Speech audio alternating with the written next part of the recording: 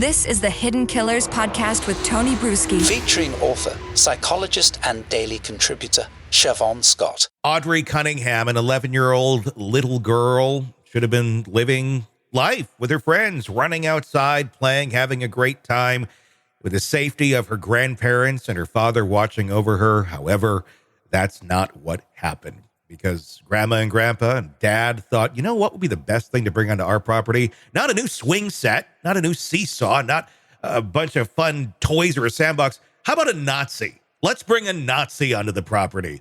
And, oh, yeah, he's Aryan Brotherhood as well. That just seems like the type of great guy we should have watching our little girl, taking her to school, because we're Christian. That's what Christians do. That's at least been the the modus operandi we've seen thus far in this case. Shavaun Scott, psychotherapist and author, joining us to discuss this. Shavaun, I want to start with a recent interview that was given by the grandparents about this case and about everything that happened. Literally, Audrii was not buried even yet when this took place, but they're all about creating legislation, which, you know, great. I think that's a great idea. I'm just really curious about the timing, the emotions of all this, and why we're being so quick to look over there, look over there, look over there. It's not any, oh, we might have screwed this up. Let's take a listen, and I'll get your reaction to it.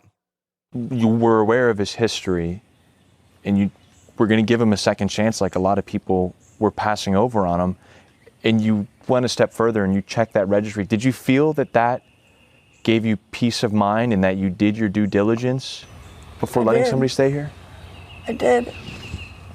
That was our largest concern, you know, because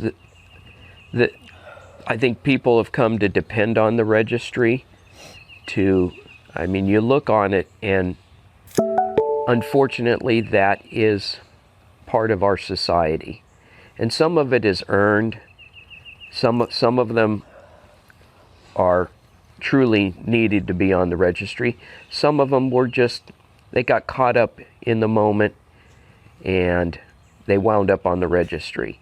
So there is gray areas in the registry, but then there's a big dark hole where people who committed a sexual assault wound up plea bargaining down to a misdemeanor, and because it's only a misdemeanor, they didn't have to register. That's the hole that we want to work on closing. The floor is yours. Wow. Wow. Yeah, talk about failing to take responsibility for some abysmal judgment on their part.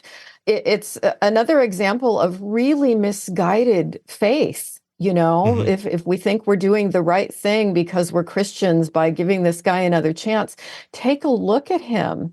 And even if he had not been, a sex offender, pedophile, murderer, this was not a stellar person that you want around your children.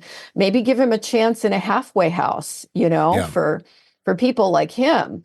But just abysmal judgment on their part. And they still don't get it. And they're, we do need to change the laws there in that state where it's, you're allowed to plea and not end up on the registry. Sure.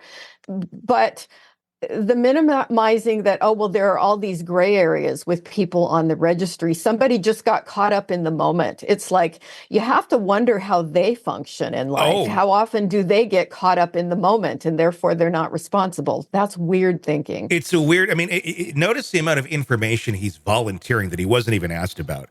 Nobody said, well, what do you think about the sex offender registry and the different people that are on there? Different.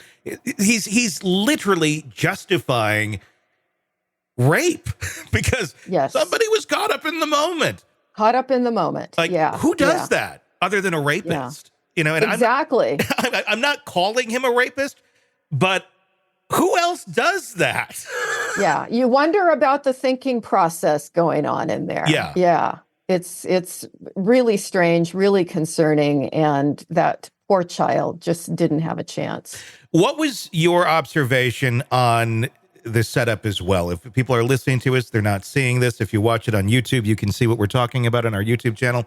But it was a whole set. Like, they had their T-shirts on, they had their uniforms basically with Audrey's picture and wings, and then behind, and it was color coordinated too. Purple was the color, by the way. And then in the background, there's literally all of these pictures of Audrey up. I mean, I've seen a lot of interviews of grieving families and such, and they don't usually necessarily have a set that they built to make their argument or to express their emotions here. That seemed a little off as well. Yeah, it looked like staging. And that has a very bizarre quality because, again, we put ourselves in this kind of situation. We would be so distraught. That would be the last thing. Or, oh, we're going to wear our matching T-shirts. It's indicative of a very strange thinking pattern going on with these folks. Sick of the ads? We are too. Start listening with no commercials now and get access to all of our episodes in advance of everyone else. Become a True Crime Today Premium Plus subscriber on Apple Podcasts. Search True Crime Today Premium Plus on Apple Podcasts or go to our podcast page and sign up now. True Crime Today Premium Plus. Sign up now.